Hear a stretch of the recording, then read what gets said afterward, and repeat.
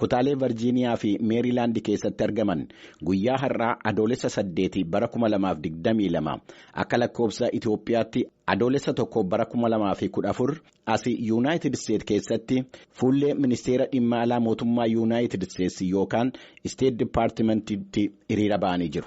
Akka qindeessitoonni hiriira kanaa jedhanitti kaayyoon hiriirichaa yeroo ammaa Oromiyaa keessatti dhiibbaa mirga namoomaa irratti taasifamaa jiru balaaleffachuudhaa fi mootummaa Yuunaayitid Isteets akka Itoophiyaan mirga namoomaa kabajdu miidhaa amma ammaatti qaqqabeef immoo qorannoo walaba ta'e taasifamee miidhaa kana kan geessise akka addaan baafifamu dhiibbaa akka gootu gaafachuudhaaf. Waa'ee kaayyoo hiriira kanaa irratti qindeessitoota keessaa tokko kan ta'an Dr. Baharuu Dhugumaa. Duraan dursee maqaan koo Baharuu Dhugumaa jedhama. Asuma naannoo Waashintan kan jiraadha. Kaayyoon hiriira kanaa dhugaa dubbachuudhaaf sagalee saba keenyaa isa sagaleen isaa hin dhaga'amne isa sagaleen isaa dhokatee jiru kana baafnee biyya lafaa irratti warri jireenya isaanii warri gochaan isaanii biyya keenya impaaksii gochuu danda'u sanatti himachuudha.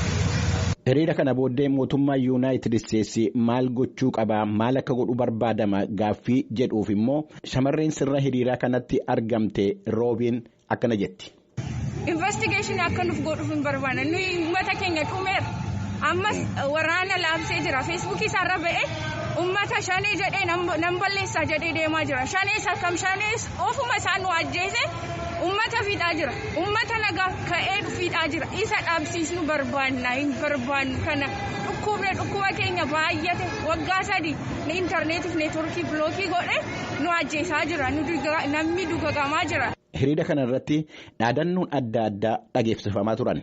Kanneen keessaa Oromiyaa keessatti nageenyi hin jiru taanaan Itoophiyaa keessatti gaanfa Afrikaa keessattis nageenyi hin jiru kan jedhu tokkodha. Karaa biraatiin immoo garee faannoo jedhamu irra deddeebi'anii maqaa dha'uudhaan milishaan naannoo Amaaraa Oromiyaa keessa waan galee jiruu fi Oromiyaa keessaa bahuu qaba kan jedhu keessatti argama. Komii miseensonni hawaasa Oromoo Waashintan DC'tii fi naannoo isheetti argamanu mootummaa Itoophiyaa irratti dhiyeessaa jiran kanaa fi mootummaa Itoophiyaa irraa deebii argachuudhaaf karaa embaasii as Waashintan DC'tti argamuun yaaliin taasifne hin milkoofne. Fuula duratti yoo arganne ni dhiyeessina.